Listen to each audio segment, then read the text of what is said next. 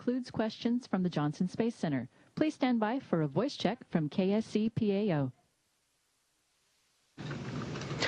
Endeavour ISS, this is KSC&PAO. How do you hear me? We got you loud and clear. How do you hear us? Loud and clear. Of the Associated Press. Could I start with you, Commander Kelly?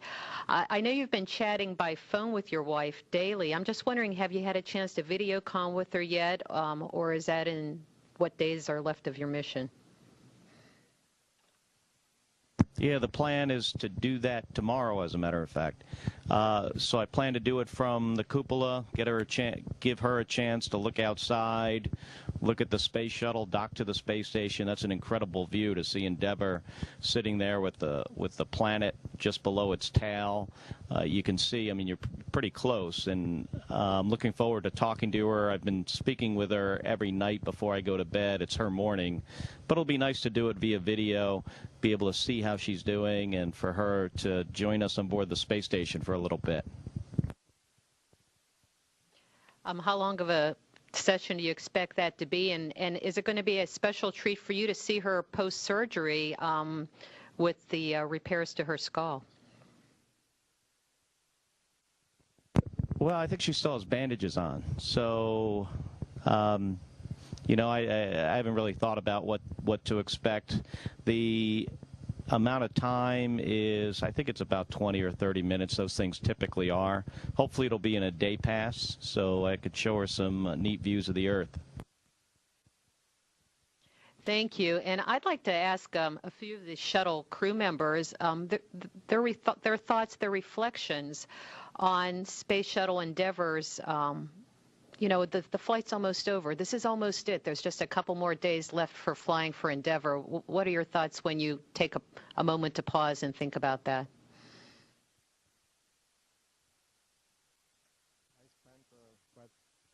I spent quite a lot of time before going to sleep looking out of the cupola, and Endeavour is there waiting with the robotic arm deployed.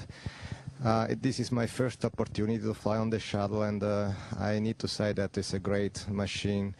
It's performing extremely well, and same thing with the robotic arm. I'm very pleased, and it has been a unique experience for me. Happy to be here.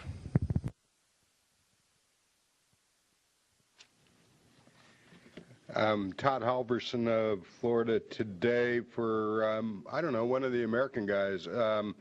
You guys are on the cusp of being able to declare victory, assembly complete on the USOS, and I'm wondering if you could rate this accomplishment and where it stands in the history of human engineering achievements.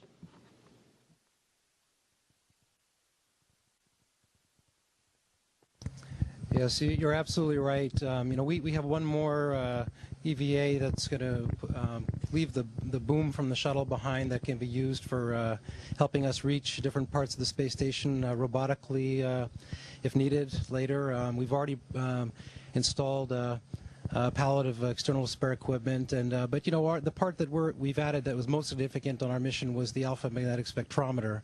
And you know, this is an amazing scientific instrument that really has the possibility of making some untold discoveries about the nature of our universe. So this is really fascinating and a really big contribution, I think, to the space station. But the space station itself, you know, it's unbelievable. It is a million pounds of modules and hardware and scientific equipment and laboratories, and you know, we've had 12 people up here until the last Soyuz crew just left, and it's an amazing busy place with around the world operations, control centers, and I think the things that are going to be done up here over the next several years are really going to push us far into the future. It's really our doorstep to the future and to exploring the rest of the solar system and beyond. So I think it's something we really should be proud of. Not just Americans at all, but Americans and Russians and all of Europe and Canada and all our international partners. It's really an amazing, Japan, a really amazing thing we've done together, and it's going to be a terrific next decade, I think, all working together toward the future. Thanks very much for that. I wanted to ask Mark Kelly about the upcoming atmospheric reentry and landing. This is going to be a night landing, and I think it might be your first night landing, and I'm wondering what you think the challenges are going to be, and if you could kind of give us an idea, what do you think it'll be like? Thanks.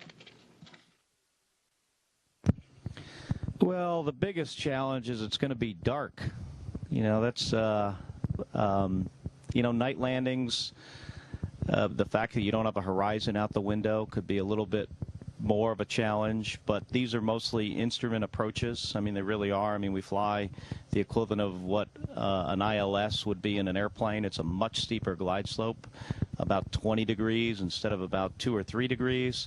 So, but we fly the approach exactly the same. We have some very bright lights on the runway, so once you get down below about 100 or 50 feet, it's almost like daytime there when you get very close to the ground. I've got a lot of night landings, over, I think, about 100 on an aircraft carrier. Those are challenging, too, so I've kind of been in this position before. I'm ready for it and look forward to it. Endeavour ISS, this is Houston ACR. That concludes questions from the Kennedy Space Center. Please stand by for a follow-up question from the Johnson Space Center. Hi, this is Robert Perlman with CollectSpace.com again with a question for Ron Garan.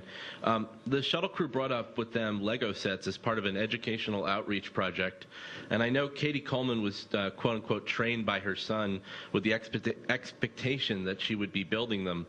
But how are your Lego building skills, and what do you hope kids watching and perhaps even building along will take away from the experience?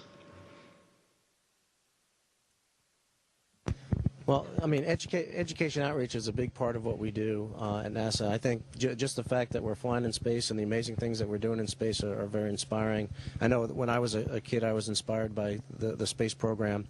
And, you know, as far as Legos go, I think my Lego skills are pretty good. I'll have to see. But, you know, we have lots of different methods of education outreach. That's one of them.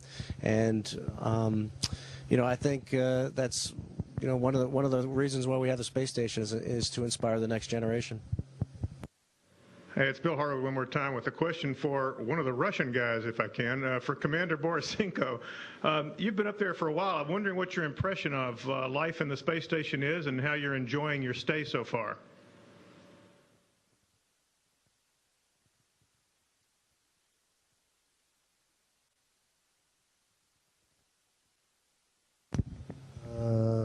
Я буду отвечать. Я отвечу по-русски.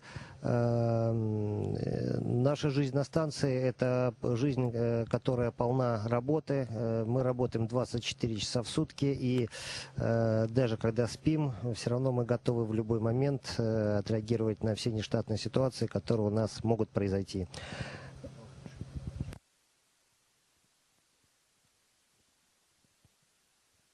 Еще очень важно отметить то, что это первый полет для нас в космос на таком огромном объекте, как... Это первый полет в космос, и такой огромный и важный объект, как Международная космическая станция, силами одного-двух человек в настоящее время поддержать очень сложно. Поэтому мы очень благодарны команде экспедиции 2627, которая, как называется, просто ввела нас в строй, показала от нулевого цикла до всего остального. И мы теперь здесь уже не новички, и в принципе станция для нас стала родным домом, и мы встречаем и радуемся всем гостям, которые к нам приезжают, и также перенимаем их опыт и благодарим всех на Земле. Спасибо большое.